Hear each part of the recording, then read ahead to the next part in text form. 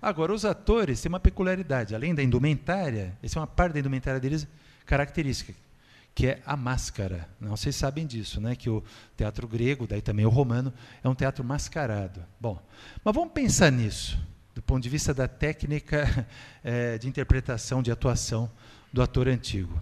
Né? Hoje, o ator, né, quando a gente vai lá ao teatro, antes de mais nada, né, do ponto de vista da técnica de interpretação, ele tem, entre outras coisas, tá, o recurso do quê? Das feições faciais. Poxa, os atores são capazes de derramar lágrimas. Né? Então, o olhar. Agora, me diga, lá, onde fica isso? A expressão facial, onde fica o olhar, onde ficam as lágrimas? A resposta é muito simples, em lugar nenhum. Não tem. Tem. Porque o público não está vendo o rosto do ator. É incrível isso, né? Uma parte importante dessa atuação, desse aspecto, vamos chamá-lo assim, visual da atuação do ator, né? Além das feições faciais, que são inexistentes para o ator antigo, é a gesticulação e a outra é a entoação da voz. Isso sim. Tá? Aristóteles, por exemplo, no último livro de um texto dele chamado A Retórica, tá? No início do livro 3, ele diz isso. A retórica, tá, se preocupa com o orador, que vai falar no tribunal ou na assembleia pública. É um discurso jurídico ou um discurso político, tudo bem? Mas aqui e ali, Aristóteles, para falar da técnica do discurso retórico, compara essa técnica com a técnica de outros discursos, o poético, por exemplo, e, em particular, o dramático. No início do livro 3, A Retórica, justamente, ele vai falar de uma questão que é essa que tem que ver com esses aspectos físicos, né? Da intervenção oral, que a entoação da voz é um aspecto físico. A voz pode ser aguda ou grave, pode ser forte ou fraca, pode ser ligeira ou lenta, né? Ela é modulada por aquele que fala em público, né? E tem também aquele aparato visual que acompanha a voz, que é a gesticulação e as feições faciais. Isso está na técnica do orador, mas não do poeta, do ator. O ator tem dessas três, duas: a gesticulação e a entoação da voz. Então, Aristóteles, no início do livro 3, A Retórica, ele diz que os oradores, que vão falar lá no tribunal, nas assembleias públicas, não no palco do teatro, tá? Eles, no entanto, tomaram muita coisa emprestada dos atores no que diz respeito à entoação da voz, o controle que os atores têm, as técnicas que ele tem de controlar a entoação da voz. Isso os oradores aprenderam com os atores. Agora, feições faciais não. Tá? Nem é mencionada por Aristóteles. Né? Aristóteles, porém, fala da gesticulação dos atores, né, no último capítulo da Poética, aquele outro texto dele chamado Poética, que é o capítulo 26. Mas ele fala ali de atores que exageram. Ele diz que tem atores que parecem pitecoi, macacos. Eles gesticulam tanto que parece que a coisa toda está depositada mais nesse aparato visual da gesticulação do que no próprio texto que está sendo recitado pelo ator. Né? Parece que o ator conta mais para cativar o público, ele conta mais com esse aparato visual que acompanha o texto do que com a própria recitação do texto. Isso para Aristóteles é péssimo. Isso é Aristóteles que diz, né? Mas enfim. Agora você veja hoje em dia, né, quer dizer, que o ator mostra a cara no palco. Agora, imagina que não seja o palco, que seja o ator de cinema, de TV. Gente, aí desculpa, tem uma coisa chamada close, tá certo? Você vai lá na ruga do ator, né? Tem um corte, vai, pinga um negócio no olho para ele ficar vermelho e o sujeito chorar muito, né? Percebe? Tudo isso é usado para construir a cena. Tá bem, né? Hoje é assim, né? Então, todo esse aparato visual que acompanha e que cativa o público, produz um afeto no público, né, é absolutamente ausente, tá certo? Da técnica do ator antigo. Agora, por outro lado, né, vamos pensar também essa circunstância material da máscara. Veja só, ela impõe problemas não só para o ator, tá? Que não pode contar com isso, por exemplo. Ele vai ter de cativar o público e produzir afeto no público por meio do que ele recita. Tá? É como ele chega aos ouvidos do público. E não por meio daquele que ele faz o público ver, o seu rosto. Né?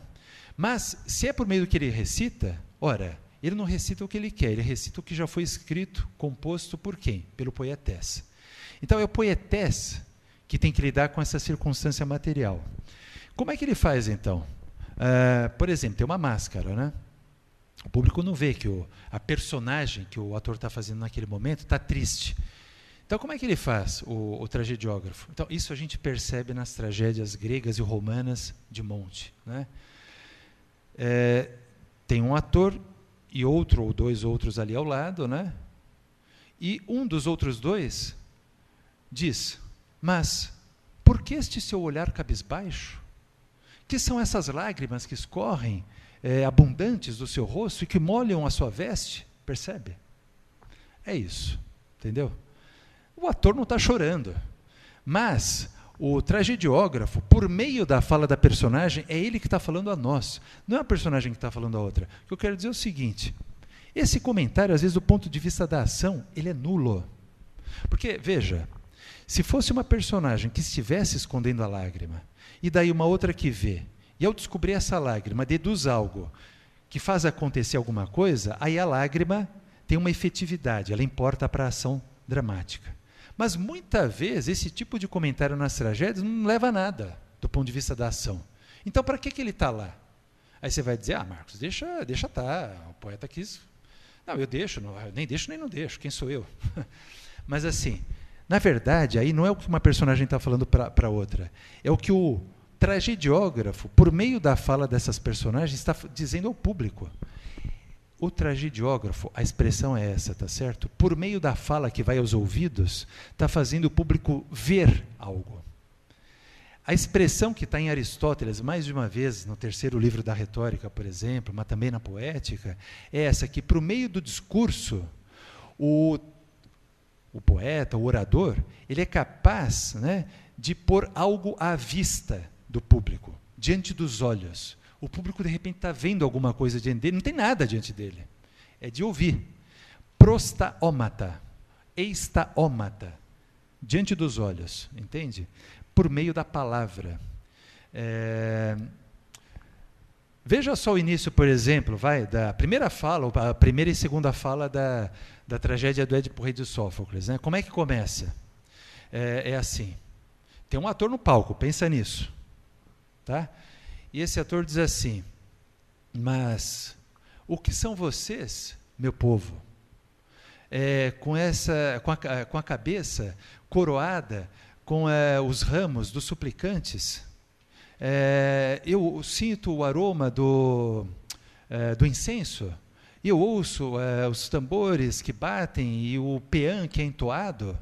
Eu ouvi isso e vim eu mesmo, em pessoa, eu, Édipo, ver o que estava acontecendo e ouvir vocês. Você aí, que é o mais velho, fale em nome deles todos. Aí esse aí, que é o outro ator que estava na cena, toma a palavra.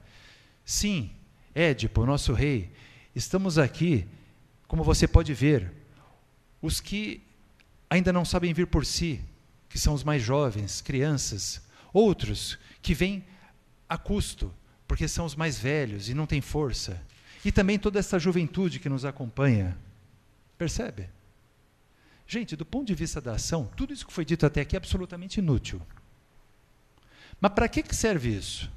Não para as personagens, mas para o público. Sófocles já nos fez ver toda a cena, em primeiro lugar. Quer dizer, eu sei que tem um rei, que se chama Édipo, diante de um grupo de cidadãos, que são os súditos, que foram nomeados, e que esse grupo é misto. Tem velhos, tem crianças e tem jovens. Eu estou vendo tudo isso, por meio do que eu ouvi. A gente acabou de ver tudo isso aqui agora, tá certo? Não, eu estou até sentindo o cheiro do incenso. Eu estou até ouvindo o tambor e o canto do peã, não é verdade? Estamos ouvindo, vendo, sentindo o aroma. É sinestésica a fala. Mas essa fala não é para as personagens, porque não vai acontecer nada a partir dessa fala do ponto de vista das personagens, mas acontece para nós.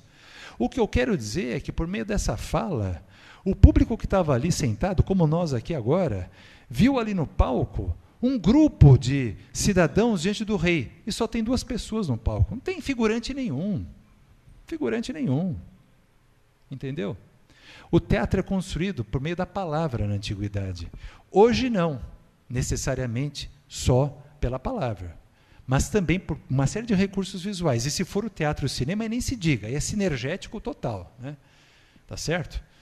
Tudo isso aí, por exemplo, que acabou de ser dito, se você hoje, vocês vão fazer isso, né? Vocês vão usar uma peça de teatro para transformar num filme.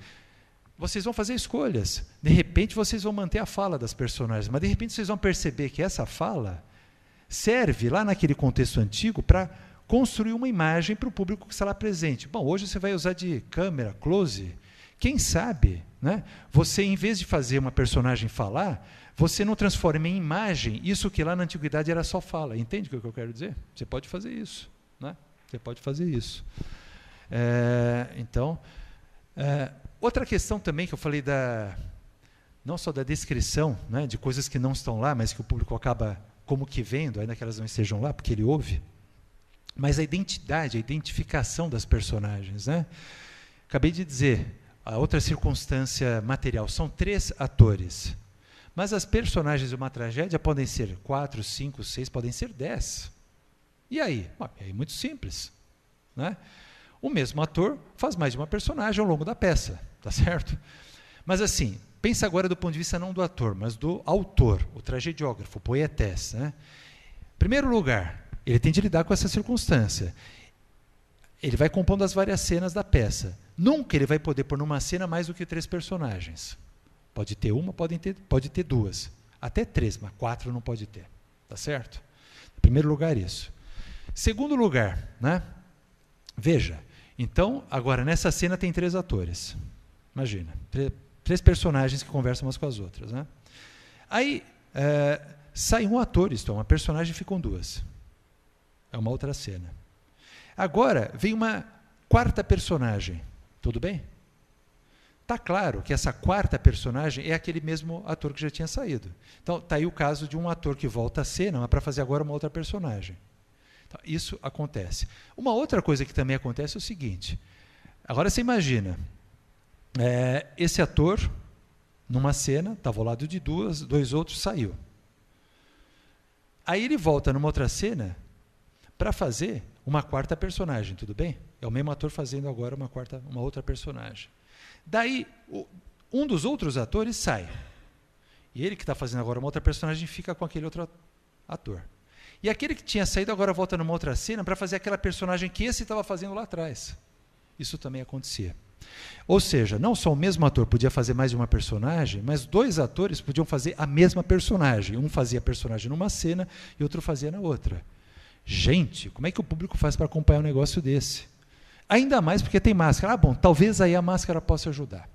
Então, aí a máscara pode servir de guia para o público saber, ao menos, né, se é uma máscara feminina ou masculina, né, de uma personagem nobre ou não, se aquela personagem é isso. Tá? É uma personagem masculina ou feminina. A máscara pode ajudar, mas a máscara é uma personagem feminina, mas pode ter mais de uma personagem feminina na peça, mais de uma masculina. Serve de guia, mas não é suficiente absolutamente.